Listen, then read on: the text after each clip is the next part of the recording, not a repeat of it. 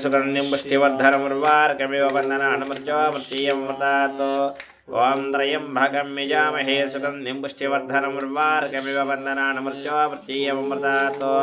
मृत्युञ्जयाय रुद्राय नीलकण्ठाय शम्भवे अमृतेशाय महादेवाय नमो नमः ओम घोरेभ्यो घोरघोरधरेभ्यः सर्वेभ्यो धर्मसर्वेभ्यो नमस्ते अस्तु रुद्ररूपेभ्यः